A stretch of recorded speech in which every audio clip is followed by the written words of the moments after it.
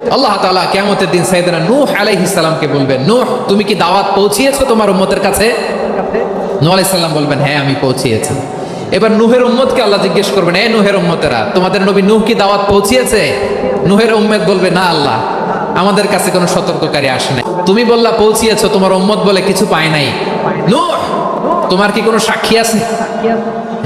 তোমার কথা আর তোমার উম্মতের কথা তো মিলে না। তুমি বললা তুমি আমার নির্দেশনা দাওয়াত পৌঁছে দিয়েছো, কিন্তু তোমার উম্মত বলে পায় নাই। নূহ, তোমার পক্ষে কোনো সাক্ষী আছে? নূহ আলাইহিস সালাম বলবেন, আছে। কে? উম্মতে মুহাম্মাদি। তখন আমরা বলবো, আল্লাহ, আল্লাহর নবী নূহ আলাইহিস সালাম তিনি আপনি যা যা বলেছেন ঠিক তা তা তার উম্মতের কাছে পৌঁছে দিয়েছে। এবার নূহের উম্মতের সাথে আমাদের ঝগড়া লাগবে। তারা বলবে, তোমরা আসছো আমাদের হাজার হাজার বছর পরে, তোমরা কি করে জানলা? তোমাদের সাক্ষী ধর্তব্য হবে না? আমরা তখন বলবো, আমাদের কোরআনে তোমাদের নবীর নামে আল্লাহ তাআলা একটা সূরা নাজিল করেছেন, সূরাতে নূহ।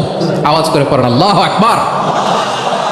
আমরা বলবো, আমাদের কোরআনে তোমাদের নবীর কথা আল্লাহ আমাদেরকে জানিয়েছেন, দিন রাত এক করে তোমাদের কাছে তিনি দাওয়াত পৌঁছেছেন। তোমরা কানের মধ্যে হাত দিয়ে রাখতা, চেহারাটা কাপড় দিয়ে ঢেকে রাখতা, আল্লাহর নবী নূহকে পিটিয়ে ছালা দিয়ে পেঁচিয়ে তোমরা পাহাড়ে তুলে রেখে আসতা, সব আমরা জানি।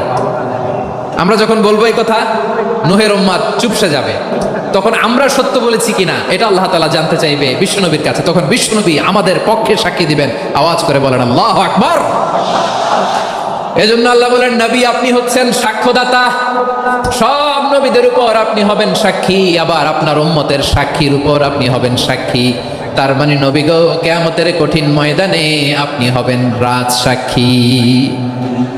বিশ্বনবী কি সাক্ষী? আওয়াজ করে বলেন, রাজ সাক্ষী, সব সাক্ষীর বড় সাক্ষী।